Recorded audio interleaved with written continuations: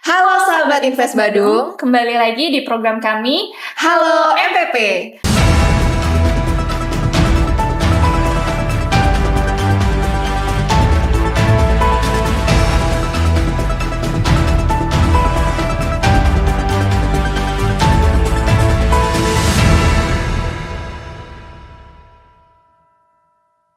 Tentunya masih bersama kami berdua, saya Ria dan rekan saya. Dan saya Mira. Nah, hari ini kita akan ngobrol tentang salah satu layanan yang penting untuk masyarakat dan terbilang cukup baru juga tersedia di MPP Badung ini. Nah, bersama seorang narasumber yang sudah kami undang, yaitu ada Bapak Putu Mega Indrawan, selaku Kepala Bidang Inovasi dan Pengelolaan Sistem Informasi Badan Pendapatan Daerah Provinsi Bali. Ya, Halo, selamat datang Pak. Terima kasih, Selamat selamat pagi. Ya, Selamat sehat ya? Sehat. Ya, sehat. Enggak. Oke, kali ini kita perkenalan dulu untuk sahabat investasi Badung yang mungkin masih belum tahu apa aja sih peran dan tugas pokok dari Badan Pendapatan Daerah Provinsi Bali dalam penyelenggaraan di Mall Pelayanan Publik Kabupaten Badung ini. Bisa dijelaskan sedikit dulu, Pak? Ya, terima kasih teman-teman. Ya, khusus untuk sahabat investasi Badung, ya, kami perlu menyampaikan bahwa yang menjadi tugas fungsi pokok dari Badan Pendapatan Daerah Provinsi Bali itu adalah optimalisasi pendapatan daerah. Itu kuncinya. Oke. Bagaimana kita melakukan optimalisasi itu dengan berbagai sektor terkait pajak daerah. Ya, apa pajak daerah itu? Yaitu pajak kendaraan bermotor, pajak biaya balik nama kendaraan bermotor, kemudian pajak air permukaan, ya, kemudian pajak BBM dan ada pajak rokok. Nah, khususnya di PP Badung ini kita sedang mengoptimalkan bagaimana terkait dengan optimalisasi pajak kendaraan bermotor, begitu deh. Oh, baik. Berarti untuk pajak kendaraan bermotor ini dari Bapenda ini apakah layanan yang dilayani di MPP Badung ini apakah semua pajak kendaraan itu atau? Ya, khusus di MPP ya. MPP kan ada di seluruh Indonesia ada MPP ya. Kemudian kita persempit lagi seluruh Bali sudah juga ada MPP dan di Badung. Nah, seluruh MPP termasuk di Badung kita sudah mengembangkan layanan ya, inovasi layanan kita bersinergi dengan kabupaten kota melalui Mall Pelayanan Publik kita melakukan layanan pengesahan tahunan untuk kendaraan bermotor. Ya, kalau misalnya untuk balik nama kendaraan bermotor itu masih diinduk di Samsat di masing-masing kabupaten dan kota begitu. Oh, berarti di sini hanya samsat tahunan saja. Tahunan saja. Kalau misalnya disederhanakan, ya itu kan ada STNK, ya STNK. Di belakangnya ada stempel itu, Pak. Iya. Jadi itu disahkan tiap tahun, ya di stempel udah disahkan. Nanti kan demi keamanan juga di jalan, kemudian bagaimana kendaraan itu terregistrasi kembali begitu. Oke. Terus untuk pengurusan pajak kendaraannya tersebut itu bagaimana ya, Pak? Ya, dari pengurusan pajak kan yang pertama khusus PKB di MPP ya. Iya, di MPP. Ya jelas wajib pajak itu datang pertama ke MPP Bandung, datang. Setelah itu langsung ke kantor kami. Kantor kami. Nah, kemudian itu ada wajib pajak menyerahkan STNK-nya untuk dilakukan pendaftaran ya. Kemudian penetapan, setelah penetapan udah pembayaran selesai, nggak kurang. Kalau misalnya semua administrasi lengkap, ya, apalagi atas nama sendiri, tentunya lengkap, nggak lebih dari 5 menit sudah selesai. Cepat sekali ya Pak ya? Cepat. Percepatan itu ya kita lakukan. Oke. Ya, dengan cara bagaimana? Salah satunya adalah pendekatan layanan ke wajib pajak melalui sinergi kita dengan kabupaten kota, khususnya di Kabupaten Badung ini. Terus untuk persyaratannya itu apakah persyaratan kendaraan roda 2 atau roda 4 itu sama aja atau gimana, Pak? Ya, sama Sama ada aja prinsipnya, ada KTP asli, KTP. bawa STNK asli untuk pengesahannya. Oke, untuk pengesahan samsat tahunannya. Tapi Ya. kalau dari masyarakat itu tidak membawa KTP asli, misalnya nih Pak, saya punya anak, terus anak saya sekolahnya di luar kota, kan saya otomatis bantu anak untuk samsat itu. Nah, apakah fotokopi atau fotonya aja cukup atau gimana? Karena kan untuk KTP-nya dibawa itu misalnya di luar kota. Nah, kalau kita mencari idealnya, memang harus asli semua. Tetapi dalam praktik di lapangan kan banyak ini Mbak ya, banyak istilahnya fenomena, banyak potret ya seperti yang disampaikan tadi, ya itu langsung kita memang memverifikasi kembali. Memverifikasi. Apakah benar ini kan? Kita lakukan verifikasi apakah benar ini. Benar nggak misalnya anaknya ini, oh benar. Kondisinya bagaimana? Oh begini sekarang. Oh dikirimkan fotonya. Oh setelah kita verifikasi, oh ternyata benar ya kita tindak lanjuti. Berarti perlu melampirkan kakak gitu juga nggak Pak? Kalau diperlukan untuk memverifikasi. Oh memverifikasi. Berarti tetap memang utamanya itu harus dokumen yang asli ya Pak ya? Betul, utamanya. KTP asli idealnya. dan STNK yang asli. Betul. Nah terkait Samsat ini apakah ada layanan online-nya Pak? Layanan online kita ada layanan pembayaran online ya, layanan transaksi ya, layanan transaksi. Jadi masyarakat atau sahabat investasi Badung ya, kalau misalnya mau nyamsat kendaraan ini khusus yang tahunan, itu sudah kita bangun berbagai inovasi ya, berbagai inovasi kita khusus di masalah transaksi.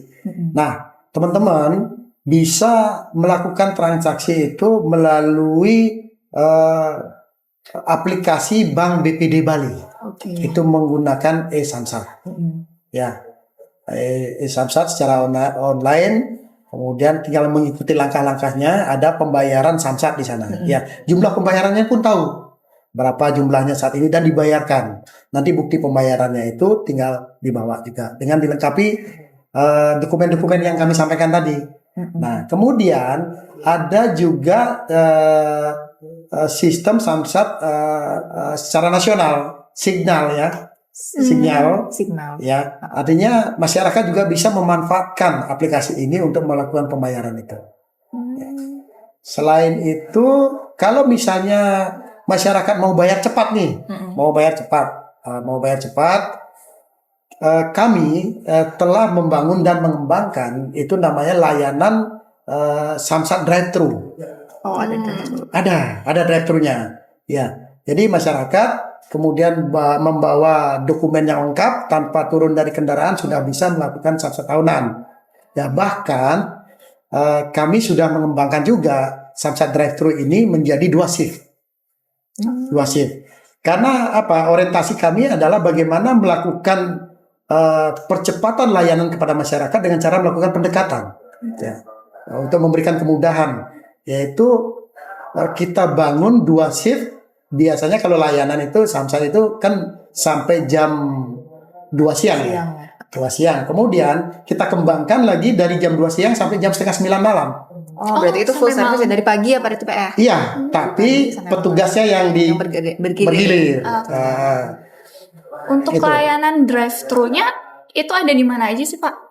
Untuk drive-thru ya kita baru kembangkan di 2 tempat. Yaitu yang pertama yang ada di Batu Bulan. Iya, itu saya sering lihat sih. Ya, sering dilihat ya. Iya. Di Batu Bulan. Kemudian yang kedua ada di Sesetan. Oh, di Sesetan ada juga. Ya, ada juga di Sesetan ya.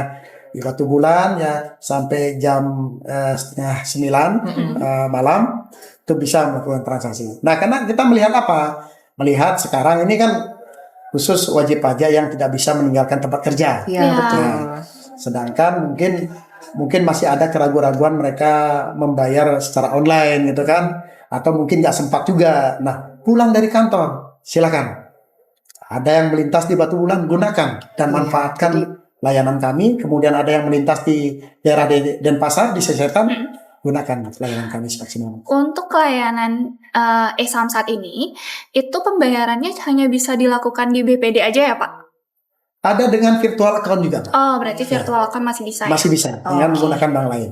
Oke. Tetapi khusus untuk di e-Samsat melalui BPD, silakan gunakan BPD. Kalau misalnya ada sistem pembayaran, misalnya mau datang langsung ke layanan kita yang ada di MPP, diusahakan ya, karena kita kan memang sudah nggak menggunakan tunai lagi, ya, dengan menggunakan virtual account bisa di sini. Berarti di mall pelayanan publik ini sudah bisa menerima layanan e-Samsat juga berarti ya Pak? Sudah. Ya. Bisa transaksi langsung juga ataupun bisa tinggal membawa dokumen yang sudah terbayar gitu kan ya Pak ya? Iya, betul. Jadi di sini tinggal pengecapan, pengesahannya. Kalau untuk waktu itu layanan di mall pelayanan publik ini itu berapa lama ya biasanya kalau untuk Samsat, Pak? Kalau untuk Samsat, ini layanan mulai kita hitung pada saat pendaftaran. Ya. Kalau pendaftaran lengkap, itu kembali kami sampaikan tidak lebih dari 5 menit, tidak lebih. Berarti langsung ya, Pak? Langsung dilayani, tapi yang jelas tanpa hitungan antre ya. Dan itu kan banyak nih, karena membludak. Dan kebetulan juga, apalagi ini ya kita nyambung aja, saat ini pemerintah Provinsi Bali ya dengan melalui kebijakan Pak Gubernur bahwa ada relaksasi pajak kendaraan bermotor. Jadi ada pemutihan denda pajak. Ya, denda pajak kendaraan bermotor itu akan berakhir tanggal 20 Desember ini. Manfaatkan segera bagi yang misalnya begini, ada yang nunggak pajak dari 3 tahun, kemudian 2 tahun, itu dendanya dihapuskan. Berarti yang dari kemarin-kemarin masih menunggak pajak ini, dengan adanya pemutihan ini berarti otomatis yang sebelum-sebelumnya dihapuskan, tinggal dendanya ya, dihapuskan. Dendanya kalau pajaknya masih.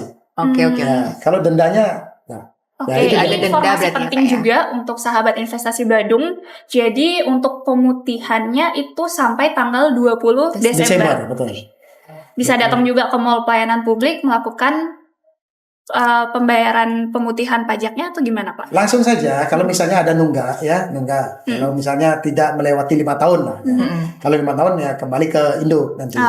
Kalau misalnya ada nunggak, saya lupa bayar ternyata, gitu. Saya baru ingatnya, lupanya berapa lama? 3 tahun, langsung aja ke MPP. Oke. Jadi sahabat investasi Badung, jangan jauh-jauh, ke MPP aja. Untuk tahunan selesai. Iya, betul. Gitu. Dan perlu kami catat di sini, perlu catat. Kami tengah memasifkan informasi tentang pemutihan ini karena di tahun 2025 ini sebagai amanat dari Undang-Undang 1 nomor 2 tahun 2022 tentang hubungan keuangan pusat dan daerah, bahwa relaksasi itu di tahun depan, mulai tahun depan ditiadakan, tidak diizinkan karena ini amanat dari undang-undang. Itu kecuali dalam keadaan kahar, ya seperti apa, bencana semua, kecuali itu. Nah, karena tidak diberlakukan kembali pemutihannya, makanya informasi ini secara masif kita teruskan kepada masyarakat. Ayo, yang masih nunggak, bayar aja sekarang. Mumpung masih diberlakukan pemutihan sampai tanggal 20 Desember 2024. 20 Desember 2024. Jadi selanjutnya lagi tidak akan ada pemutihan atau pembebasan denda ini ya, Pak ya? Tidak ada. Ini Pak. Terus kalau misalnya kita beli motor second gitu, kita apakah harus wajib balik nama atau gimana, Pak? Oke, itu sebenarnya banyak terjadi juga ya kondisi masyarakat kita, kondisi warga kita. Nah, kalau dari sisi kami lebih menghimbau bahwa segera lakukan balik nama kendaraan. Balik nama kendaraan. Kalau misalnya adik beli kendaraan second gitu kan, jangan hanya dikuasai saja, tapi dimiliki. Ya, dimiliki. Karena kenapa? Karena menurut pemikiran kami itu sangat mempengaruhi nanti ke depannya kalau misalnya pingin punya kendaraan baru. Ya, kendaraan baru ya secara otomatis si pembeli akan nanya, ini sebelumnya atas nama siapa, Pak? Gitu. Atas nama ini. Ini kan masih banyak kendaraan. Oh ya benar, Pak, atas nama ini atau bagaimana gitu kan? Oh benar, Pak. Apa yang meyakinkan kan kita tidak tahu. Ya, secara otomatis itu akan mempengaruhi harga penjualan. Ya, makanya segera balik namakan bahwa ini kendaraan punya saya, ya. Dan kebetulan juga amanat dari undang-undang yang saya maksud tadi, ya, bahwa di tahun 2025 tidak ada relaksasi pajak kembali. Kemudian apa yang bisa kita lakukan untuk masyarakat? Ya. Satu, bahwa pajak bea balik nama di tahun 2025 ke atas, nanti untuk selanjutnya, itu tidak dikenakan kembali. Itu tidak kena. Jadi silakan, mau balik nama silakan. Tidak, dari aspek pajaknya tidak dikenakan. Ya. Kemudian yang kedua, itu ada pajak progresif. Jadi kepemilikan kendaraan kedua, ketiga dan seterusnya itu tidak dikenakan. Kalau misalnya Ade ini punya kendaraan satu atas nama saya, Pak. Kemudian saya beli kendaraan lagi. Tetapi biar tidak kena pajak progresif, saya titip ke teman saya atau saudara saya. Kemudian ternyata anak saya perlu kendaraan lagi, saya juga yang beli, Pak. Biar tidak banyak kena pajak progresif yang ketiga atau yang selanjutnya, itu saya titip di saudara saya sebagai kendaraan pertama. Gitu. Nah, di tahun 2025 pajak progresif itu tidak dikenakan. Jadi silakan ibu balik nama, adik balik nama kendaraan-kendaraan dulu yang atas nama orang lain. Itu silakan. Berarti kalau sekarang banyak punya kendaraan nggak kena pajak progresif kan Pak ya? Untuk tahun 2025.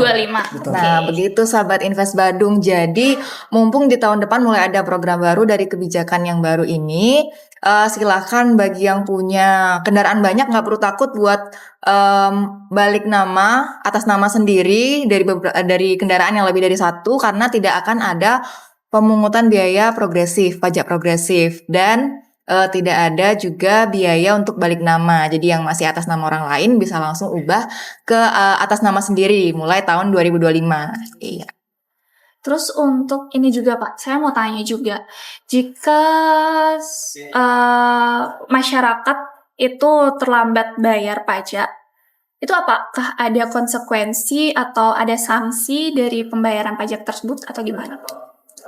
Ada. Ya, kalau terlambat bayar pajak ini, kalau di tahun 2024 saat ini ya, itu kalau telat Mbak bayar pajaknya itu ya, kena denda itu 25%.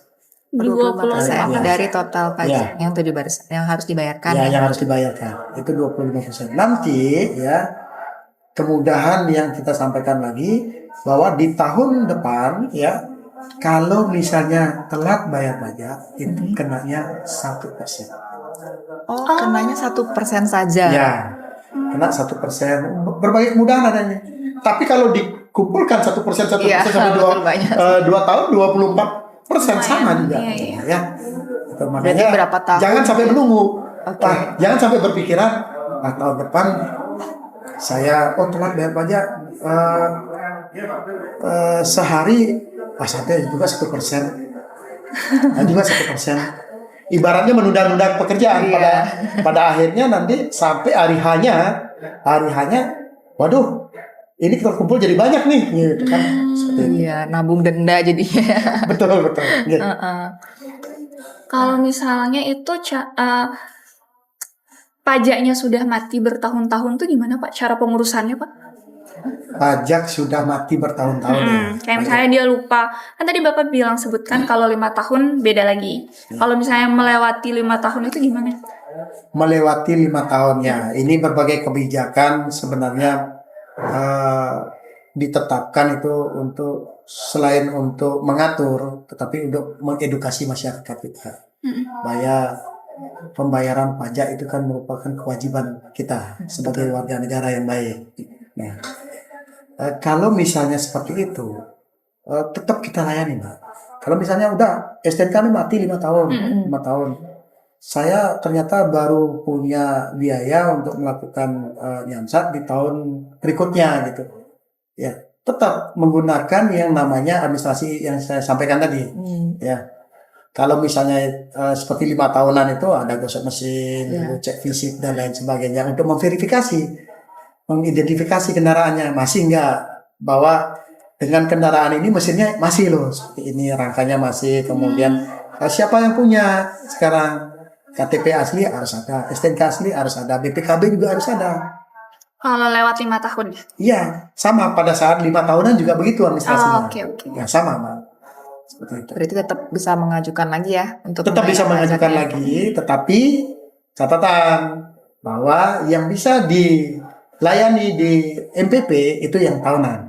Oke. Ya, yang tahunan. Yang 5 tahunan langsung masih tetap ke Samsat. Baik. Terus untuk layanan Samsat di MPP itu ada batas kuotanya nggak Pak? Atau cuman sampai batas waktu yang sudah Sampai jam layanan selesai atau gimana? Kami tidak menetapkan kuota. Oh, berarti. Ya, misalnya hari ini hanya 10. Oke. Ya. Bahkan kalau misalnya masyarakat mau beramai-ramai ya mungkin ya semoga kursinya akan cukup gitu misalnya kan. Biasanya sih akhir pemutihan nih Pak. Akhir pemutihan ramai. Nah, itu silakan. Tetapi dengan jam layanan yang sudah ditetapkan. Berarti Sesuai dengan jam layanan yang sudah disepakati. pembatasannya di jam layanan saja ya Pak ya. Oke, berarti untuk waktu pelayanan samsatnya ini buat diinfokan ke sahabat Invest Badung dari jam berapa sampai jam berapa? Dari pagi ya khusus untuk ini khusus di MPP ya, khusus MPP dari jam 8 ya, jam 8 sampai jam 15.00 ya. Kemudian khusus di hari Jumat itu dari jam 8 sampai jam 13.00. Dan hari Sabtu pelayanan kita sesuai dengan jam kantor di Pemkab Badung ya itu ditiadakan. Kalau misalnya ada dari sahabat investasi Badung ingin melakukan samsat di hari Sabtu, silakan kami membuka layanan-layanan di luar MPP ya, baik secara online maupun secara offline nanti. Oke, berarti Tentunya kita tetap mengedepankan digitalisasi itu untuk mempercepat layanan. ya betul. Nah, kira-kira kendala apa nih yang paling sering dihadapi masyarakat waktu mengurus dokumen untuk samsat? Ada Kalau kendala berbicara kendala Iya. itu dinamis ya, dinamis ya. Kendalanya dinamis, Mbak. Yang sering terjadi itu adalah penumpukan, antrean, ya, antrean. Kenapa? Jadi bukan di salah siapa, bukan salah siapa, tetapi harus kita cermati bahwa contohnya saat pemutihan saat ini, saat pemutihan, kecenderungan dari wajib pajak menunggu di akhir pemutihan. Nah, juga berakhir tanggal 20 begitu kan. Iya, biasa Jadi mepet-mepet masalah ya, Pak, klasik ya, masyarakat, iya, Masalah betul. klasik juga berakhir. Akhirnya semua berpikir begitu. Iya. Akhirnya numpuk lah, belum gitu. Numpuk. Oke, kita sudah melakukan percepatan. Nah, kemudian di back office ya kita juga sudah jaga. Mbak, sudah jaga bahwa kalau misalnya ada numpuk seperti itu, kita cepatkan sistemnya bagaimana?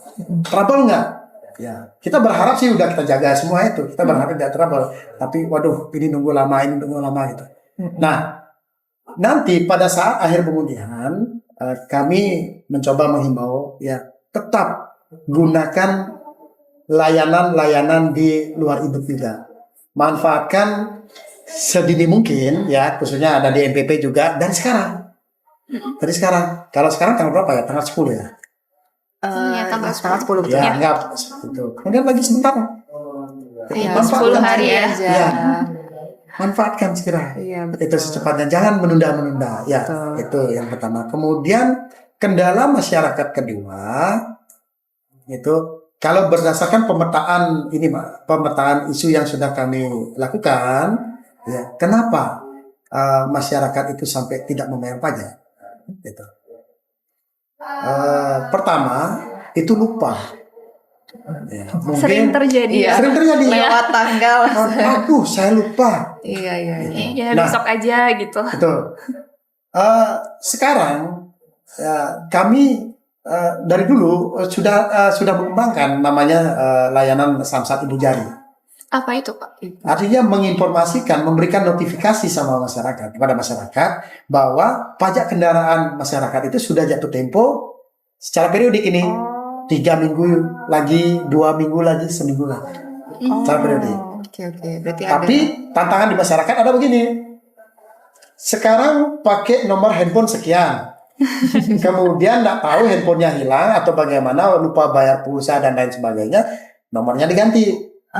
Ya, masuk nomor telepon baru tanpa terkonfirmasi di layanan kami. jadi nggak ada pemberitahuan itu Makanya ya. pemberitahuan nggak nyampe, gitu, Iya. ya kan? Nanti kedepannya ini akan kami lakukan pengembangan ya tentunya yang sifatnya adalah mobile ya, mobile dengan mendownload aplikasi mobile Samsat ceritanya begitu, dan masyarakat secara langsung akan ternotifikasi, diberikan notifikasi tentang jatuh tempo kendaraan itu. Itu pertama isunya. Terus yang kedua, Ya masyarakat kadang-kadang lupa. Selain lupa, begini, ternyata dana saya tidak cukup. Tidak cukup. Bapenda ya dengan berbagai inovasinya sudah melakukan kerjasama ya dengan lembaga-lembaga terkait seperti LPD dan BUMDes serta koperasi malah ada satu ya untuk melayani masyarakat kita yang ada di pelosok-pelosok, yang ada di desa-desa, ya kan? Yang ada di desa-desa. Kalau misalnya ini kan kebutuhan, namanya kebutuhan masyarakat kan fluktuatif nih. Iya. Saya sudah sedia, beliaunya ingat, ya masyarakat wajib pajak ingat bahwa saya bulan depan mau bayar pajak, ini uangnya udah siap. Tetapi tiba-tiba mendadak ada kebutuhan. Wah, saya kan orang wajib pajak sekarang, bagaimana ini caranya menjawab? Nah, masyarakat bisa mendatangi lembaga-lembaga yang kami sebutkan tadi, koperasi bisa, BUMDes bisa, LPD bisa, yang sudah bekerja sama dengan Bapenda untuk melakukan pembayaran samsat. Jadi lembaganya yang bayarin dulu, Mbak. Oh, baik. Gitu. Dengan tentunya tanda bintang, ketentuan dan aturan berlaku. Iya, pasti. Di sana bisa dibayarin dulu biar tidak telat. Nah, itu. Jadi Terus sudah yang dibantu. ketiga terkait misalnya nih masyarakat, isu yang ketiga, wah layanan jauh. Nah, ini yang tengah kita senantiasa kembangkan pendekatan masyarakat. Bahkan misalnya ada yang melakukan tunggak pajak nih, tunggak pajak. Nah, dengan berbagai alasan kita data, ya kita data dengan petugas kami melalui kegiatan door to door. Kita menginformasikan Bapak Ibu selaku pemilik kendaraan ini masih ada kendaraannya, masih kondisinya masih bagus. Terus apa masalahnya tidak bisa bayar pajak? Oh masalahnya ini. Terus ditanyakan kapan kira-kira Bapak Ibu siap untuk melakukan pembayaran pajak ini? Oh, mungkin Pak kira-kira seminggu lagi. Oke, dicatat seminggu lagi tanggal berapa? Kita datang lagi. Pembayarannya itu melalui program layanan samsat Kerti namanya. Kerti. Ya ke rumah tinggal. Oh, berarti ke rumah-rumah petugasnya. Betul. Oke. Ya. Jadi masyarakat didatangi, dilayani di sana. Melalui layanan samsat Kerti ini. Jadi dimanapun ya bisa dilayani. Dimanapun, karena kawan-kawan kami ya, tim kami juga yang ada di UPT Kabupaten Kota Sebali sudah siap melakukan itu semua. Oke. Sudah siap. Untuk cara pendaftaran Kerti tadi itu gimana, Pak? Itu tidak didaftarkan, Pak. Jadi itu khusus kita berlakukan untuk tunggakan. Idealnya untuk tunggakan. Berarti data dari Bapak yang tunggakan nanti Ya, terus di follow up dari dikonfirmasi ke wajib pajak, didatengin ya secara door to door, ditanyakan alasannya, kemudian ditanyakan kapan siapnya kira-kira. Ini kan pendekatan humanis juga ini. Pendekatan humanis. Berarti nggak perlu daftar gitu, nggak Nggak perlu daftar. khusus Cuman yang dibuatkan janji atau komitmen kapan siapnya. Nah, dari Kerti lah yang akan mendatangi. Oke. Nah, itu bisa disiasati juga berdasarkan kondisi di lapangan. Misal dari petugas door to door kami ya sudah menanyakan di satu area, satu desa ya, desa A sebutkan. Sudah ditanyain, oh ternyata di desa A banyak tunggakan. Setelah kita datangi, mereka siap pembayarannya. Oh ternyata tanggal ini. Kemudian kita padu-padankan, oh minggu keberapa dalam bulan tertentu siap gitu. Nah kita satukan, kita informasikan ada Kerti mau ke sana, atau bahkan kalau misalnya di luar jadwal ada bisa kita lakukan lagi, bukan Kerti yang datang, mau samsat mobile keliling. Oh, ada mobile samsat kelilingnya kelilingnya, kita standby kan. Itu di desa-desa atau langsung ke rumah atau gimana? Kalau itu di titik kumpul di desa, kemudian di pusat-pusat keramaian, kita siapkan itu. Ya, bahkan kami kalau misalnya ada event-event tertentu ya yang cukup menyerap atensi dari masyarakat, kami sertakan yang namanya samsat keliling itu dengan mobile itu. Berarti samsat keliling ini dijadwalkan atau memang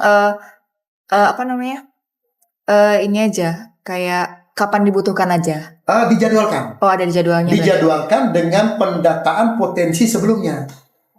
Ini potensinya di mana ini?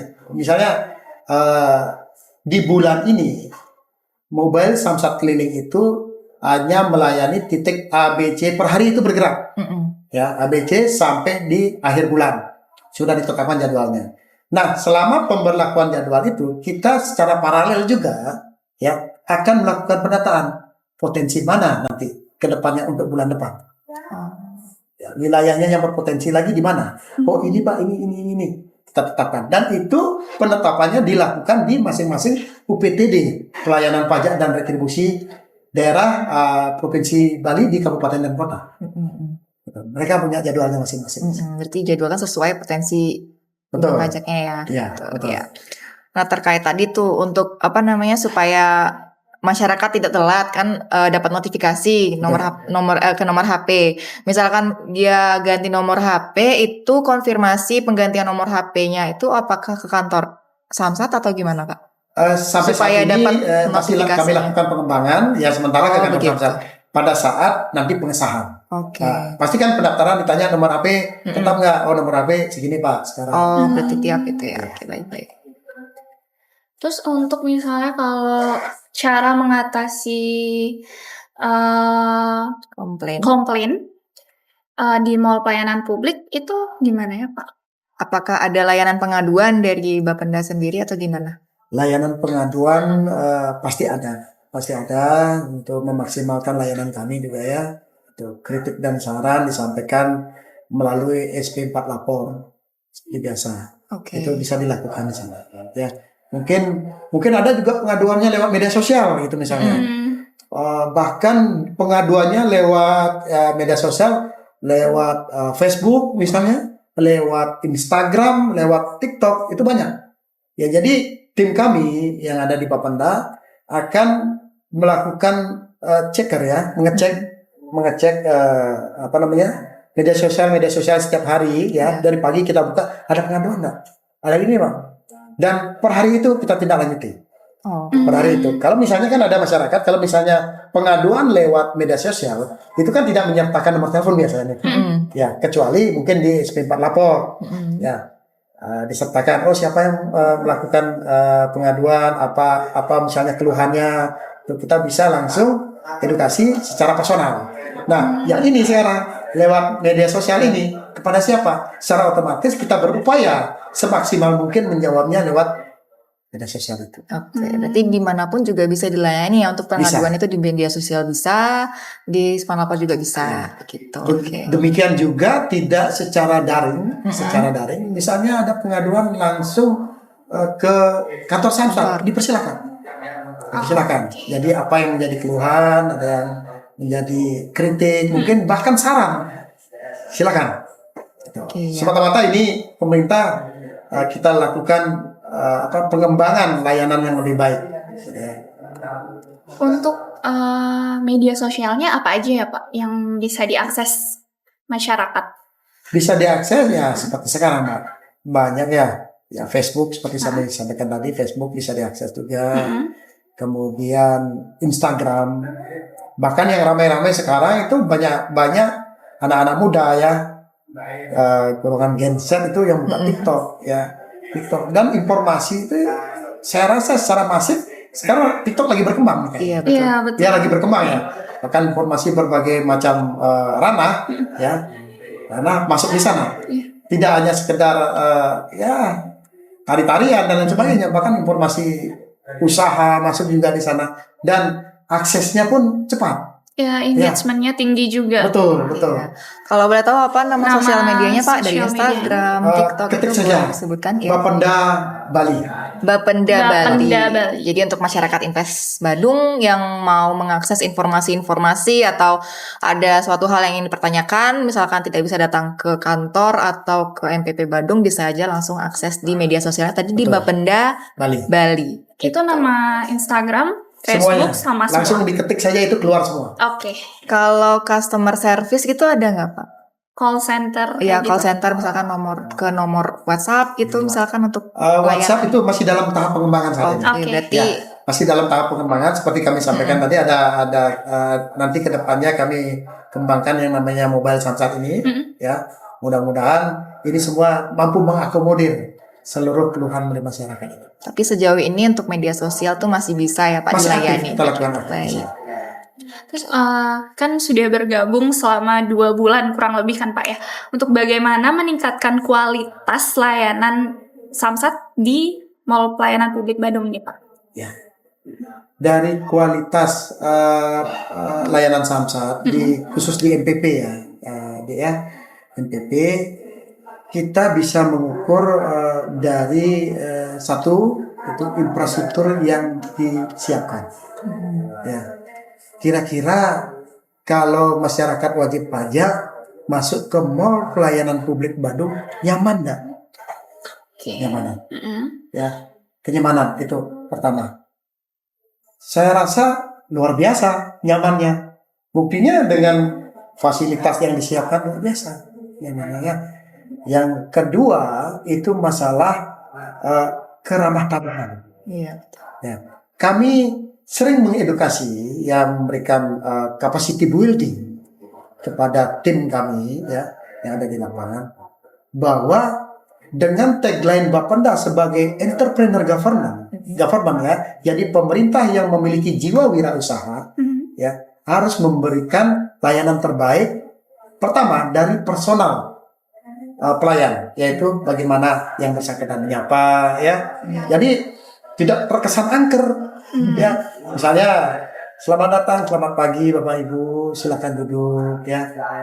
Apa yang bisa kami bantu? Itu. Iya, betul. Yang selanjutnya mungkin kalau bagian dari keramah tamahan hospitality ini, kalau misalnya Ibu Bapak apakah sudah siap dengan administrasinya?